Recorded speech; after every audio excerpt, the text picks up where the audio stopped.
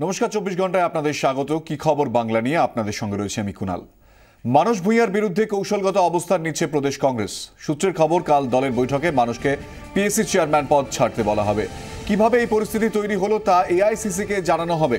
কড়া পদক্ষেপে মানুষকে শহীদ হওয়ার সুযোগ দিতে চায় না কংগ্রেস। নিজের স্বার্থে তৃণমূলের সঙ্গে আপোষের রাস্তায় মানস ভূঁইয়া। জনমানুষের সবংয়ের বিধায়কের এই ইমেজ তৈরি করতে চাইছে কংগ্রেস।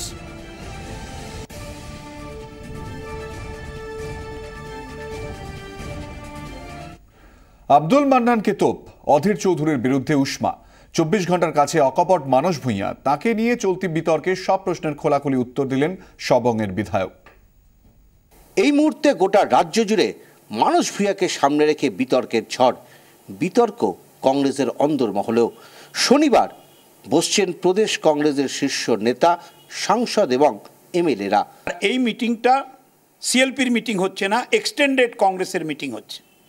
সেখানেও পিক অ্যান্ড চুজ করে যারা কলকাতার উপর জেনারেল সেক্রেটারি হচ্ছে তাদের ডাকা হয়নি, কারণ তাদের সঙ্গে নাকি আমার সম্পর্ক আছে। আর একটা কথা জেনে রাখুন, ডক্টর মানস ভূঁইয়া রাজনীতির উপর বেঁচে থাকে না। ডক্টর মানস ভূঁইয়া মানুষকে নিয়ে বেঁচে আছে। I am ready to face any eventuality. অধীরবাবু মাননীয় সভাপতি আমাকে মেসেজ করেছিলেন, তার উত্তরে আমি যে মেসেজ করে বলেছিলাম, এটা প্রকাশ করছি এই কারণে, কারণ মেসেজগুলো অলরেডি বাইরে চলে গেছে। এটা অবাক কাণ্ড। Message is a secret thing, এটা তো চিঠি নয়, সেটাও চলে গেছে বাইরে। আমি অনেক দিন আগে মুখ্যমন্ত্রীকে চিঠি দিয়ে বলেছিলাম যে সবংয়ের 56টা পরিবার, দোকান, চাষ বন্ধ, দোকান বন্ধ, বিভিন্ন সমস্যা, আপনি দেখুন, হস্তক্ষেপ করুন। প্লাস আমার এবং বিকাশ ভূঁইয়া জেলা কংগ্রেস সভাপতি, প্লাস পঞ্চায়েত সমিতির সভাপতি, ব্লক কংগ্রেসের সভাপতি অমল পান্ডা, আবু কালাম বক্স জেনারেল সেক্রেটারি, নিশিকান্ত কর, অজিত আদক, এরকম অনেক কংগ্রেসের নেতা, প্রায় 21 জন, তাদের নামে সব কেস, মিথ্যে বিভিন্ন কেস হয়েছে, ওয়ারেন্ট বেরিয়ে গেছে। তো সেই দিনই ডাকলেন। তো অনেকের ধারণা হলো বোধহয় মুখ্যমন্ত্রীর সঙ্গে বৈঠক কাকতালীয় একটা ব্যাপার হয়ে গেল, আর আমার নাম ডিক্লেয়ার করে দিয়েছেন শেষ মুহূর্তে স্পিকার। এটা বোধহয় জোড়া কোনো ব্যাপার, একেবারে না। অধীরবাবুকে তো অন্ধকারে রেখে মান্নান সাহেব এইসব কীর্তি করেছেন, এবং এন্টায়ার মিসলিডিং, ইন্টেনশনাল ম্যাল ম্যানুভারিং, ভুল টুল নয়। দেখুন, মান্নান সাহেবকে তো আজ থেকে আমি চিনি না, দীর্ঘদিন চিনি। মান্নান সাহেব খুবই যোগ্য, বুদ্ধিমান, প্রখর বুদ্ধির কংগ্রেসের নেতা। প্রখর বুদ্ধি বুঝেন? প্রখর বুদ্ধি, সূর্যের তেজের মতো আলো, চন্দ্রের মতো মিষ্টি, দক্ষিণা বাতাসের মতো ফুরফুরে হাওয়া। এ এক অদ্ভুত সংমিশ্রণ। আমি ওকে নমস্কার করি দূর থেকে এবং বলি, বন্ধু তুমি আমার নেতা, তুমি আমার, তোমার কাছ থেকে যত দূরে থাকা যায় তত ভালো। কারণ মান্নান সাহেব এমন এক নেতা, দূর থেকে প্রণাম করলে খুব ভালো লাগে। আলবাত জিততে পারতাম, 500 ভোট হলেও জিততাম, কিন্তু আজ যারা সিপিএম করে একেবারে খাবি খাচ্ছে, তারা কিন্তু জিততে পারতো না। আপনাকে দেখা গেছে সূর্যকান্ত মিশ্রের কোমর ধরে আপনি ছবি করেছেন, যে সেটা করতে গেলেন। ওটা সৌজন্য, এটা পলিটিক্যাল স্ট্র্যাটেজি, এটা ডিপ্লোম্যাটিক পলিটিক্যাল স্ট্যান্ড। কারণ আমি একমাত্র কংগ্রেসের নেতা যে রাহুলজির সামনে দাঁড়িয়ে বলেছিলাম, sir allow me to contest alone. আর সব নেতা কিন্তু সিপিএমের হাত ধরতে চেয়েছিল। কংগ্রেস যদি দরজা বন্ধ করে লাথি মেরে রাস্তায় ঠেলে পিতৃমাতৃহীন সন্তানের মতো রাজনৈতিক পরিচয়কে ছিঁড়ে কামড়ে রক্তাক্ত করে ফেলে দেয়, সেদিন প্রথম যাব সবংয়ের মানুষের কাছে, তারপর যাব মেদিনীপুরের মানুষের কাছে, তারপর যাব বাংলার মানুষের কাছে। কারণ রাজনীতিতে সুপ্রিম কোর্ট তো জনগণ, সেই সুপ্রিম কোর্টের কাছে যাব। তারপর জনগণ এবং মানুষ এবং সবংয়ের মানুষ যা বলবে তাই করব। শেষ পর্যন্ত দল কি সিদ্ধান্ত নেয়, সেদিকে তাকিয়ে রয়েছেন মানস ভূঁইয়া।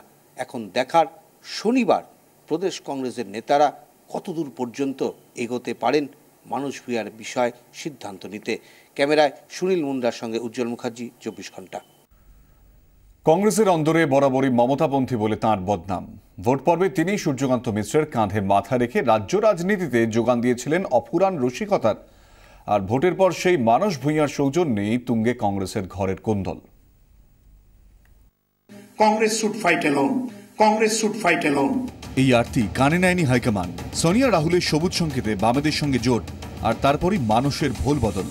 আমি তো ডিক্লেয়ার করে দিয়েছি, যদি বাম গণতান্ত্রিক শক্তি নির্বাচিত হয় তার নেতৃত্ব দেবেন ডাক্তার সূর্যকান্ত মিশ্র।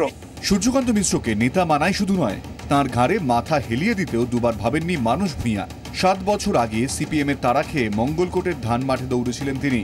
ভোট পর্বে পাশাপাশি 2 ছবিতে রসের বান ডাকে সোশ্যাল মিডিয়ায়। মানুষ ভূঁইয়া অবশ্য তখন এসবে পাত্তা দেননি, তিনি ছিলেন লক্ষ্যে অবিচল। বাংলার মানুষ 11 সালে পরিবর্তন চেয়েছিল, স্লোগান উঠেছিল পরিবর্তন চাই, বদলা নয় বদল চাই। এবার বলছে পরিবর্তনের পরিবর্তন চাই। বামেদের সঙ্গে জোটে কংগ্রেসের যেসব বিধায়ক লাভবান হয়েছেন, মানুষ ভূঁইয়া যে তাঁদের মধ্যে অন্যতম তাতে সন্দেহ নেই। কিন্তু তিনি নিজে জিতলেও জোট যে গোহারা, তাই এবার মানুষের টার্গেট হয়ে দাঁড়ায় বিরোধী দলনেতার পদ। ব্যাস, মন খারাপ। আব্দুল মান্নান বিরোধী দলনেতা হয়ে যাওয়ার পর মানুষ ভূঁইয়াকে বিধানসভায় দেখে অনেকেরই মনে হতে শুরু করে একটু যেন একা। এরপর পাবলিক অ্যাকাউন্টস কমিটির চেয়ারম্যান বাছাই পর্ব। পিএসসি সদস্য পদে দলের 4 বিধায়কের নাম স্পিকারের কাছে জমা দেন বিরোধী দলনেতা আব্দুল মান্নান। 1 নম্বরে নাম মানুষ ভূঁইয়ার। এরপরই পিএসসি চেয়ারম্যানের পদ সুজন চক্রবর্তীকে ছেড়ে দেওয়ার আর্জি নিয়ে দিল্লি ছোটেন মান্নান। হাইকমান্ডকে রাজি করিয়ে আব্দুল মান্নান ফিরতে না ফিরতেই সব হিসেব গেল উল্টে।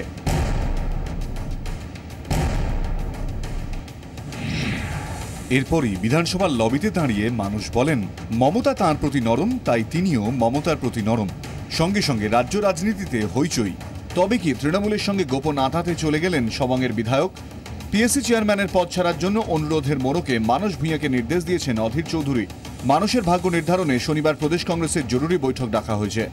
তিনি জানেন তার জন্য তৃণমূল কংগ্রেসের দরজা খোলা, তাই কংগ্রেসের দরজা যদি বন্ধ হয়ে যায় তাহলে কি মানুষ ভূঁইয়াকে দেখা যাবে কালীঘাটে?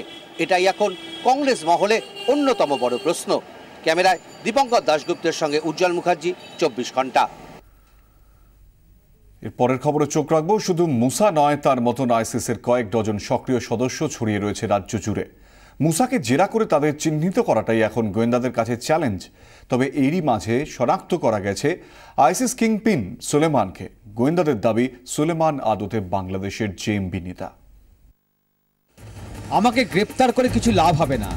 এ রাজ্যে আমার মতো অনেক মুসা লড়াইয়ের জন্য তৈরি আছে। জেরায় মুসার মুখে এমন কথা শুনে চমকে উঠেছেন গোয়েন্দারা। তবে মুসার দাবি যে শুধু কথার কথা নয়, মুসার ল্যাপটপ থেকে তেমন প্রমাণও পেয়েছেন গোয়েন্দারা।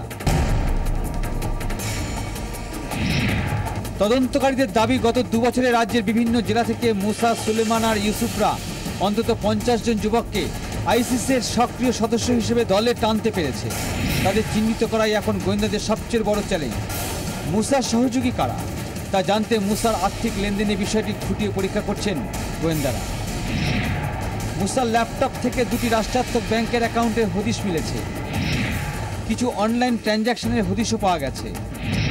কলকাতার একটি অ্যাকাউন্টে বেশ কয়েকবার টাকা ট্রান্সফার করেছে মুসা। সেই ব্যক্তির পরিচয় জানার চেষ্টা করছেন গোয়েন্দারা। মুসার তিরুপপুরের বাড়ি থেকে পাওয়া 3 ফুটের 2টি ধারালো তরোয়াল নিয়েও তাকে জিজ্ঞাসা করেছেন গোয়েন্দারা। গোয়েন্দাদের সন্দেহ, বীরভূমের একটি পরিবার ছাড়াও আরও খুনের পরিকল্পনা ছিল মুসার। শেষ পর্যন্ত আইসিস কিংপিন মোহাম্মদ সুলেমানকে চিহ্নিত করতে পেরেছেন গোয়েন্দারা। বাংলাদেশের চাপাই নবাবগঞ্জের জেএমবি নেতা এই সুলেমান। মালদা সীমান্ত এলাকা জুড়ে তার গতিবিধি। সম্প্রতি কালিয়াগঞ্জের গোলমালেও মুসার কোনো ভূমিকা রয়েছে কিনা তা খতিয়ে দেখছে পুলিশ। গোয়েন্দারা জানতে পেরেছেন মালদাতে সুলেমানের সঙ্গে মুসার দেখা হয়েছিল। সুলেমানের খোঁজে সীমান্তে সতর্কতা বাড়িয়েছে বিএসএফ ও বিজিবি। জিজ্ঞাসাবাদ চলছে মুসারও। সিজার মণ্ডলের রিপোর্ট, 24 ঘন্টা। আধার কার্ড নিয়ে কেন্দ্র ক্রমশ কড়া অবস্থান নেওয়ায় সমস্যায় পড়তে চলেছেন এ রাজ্যের বাসিন্দাদের একটা বড় অংশ। আধার কার্ড না থাকলে মিলবে না রান্নার গ্যাসের ভর্তুকি, আধার না থাকলে কাটা যাবে না ট্রেনের টিকিট, এমনকি আধার কার্ড না থাকলে স্কলারশিপ পাবেন না ছাত্রছাত্রীরা। পরপর এমনই কতগুলি নির্দেশ জারির পথে চলেছে কেন্দ্র। ইতিমধ্যে আধার কার্ড ইস্যু করার দায়িত্ব পুরসভা ও পঞ্চায়েতের হাত থেকে নিয়ে তুলে দেওয়া হচ্ছে নির্বাচন কমিশনের হাতে। কেন্দ্রের এইসব নির্দেশ কার্যকর হলে রীতিমতো সমস্যায় পড়বে রাজ্যের বাসিন্দারা রাজ্যবাসীর এইসব সমস্যার কথা মাথায় রেখে কেন্দ্রকে চিঠি দিতে চলেছেন মুখ্যমন্ত্রী। আগামী সপ্তাহে এই চিঠি লিখবেন তিনি। আধার কার্ড সংক্রান্ত সিদ্ধান্তগুলি আপাতত স্থগিত রাখার জন্য কেন্দ্রকে অনুরোধ করবেন তিনি। এদিকে মোদী মমতা মুখোমুখি বৈঠক সৌজন্যে ইন্টারস্টেট কাউন্সিল মিটিং। কেন্দ্র রাজ্যের মধ্যে এই বৈঠক শেষবার হয় 10 বছর আগে 2006। তবে নরেন্দ্র মোদী ক্ষমতায় আসার পর এবার ফের চালু হচ্ছে এই বৈঠক। 16 এবং 17 জুলাই বৈঠক দিল্লিতে। সেখানে মুখোমুখি হবেন প্রধানমন্ত্রী এবং মুখ্যমন্ত্রী। আলোচনা সূচিতে থাকছে কেন্দ্র রাজ্য সম্পর্ক, আধার কার্ড, এসটি/এসসিদের ওপর নির্যাতন, রাজ্যের অভ্যন্তরীণ নিরাপত্তা, শিক্ষা সহ একাধিক বিষয়।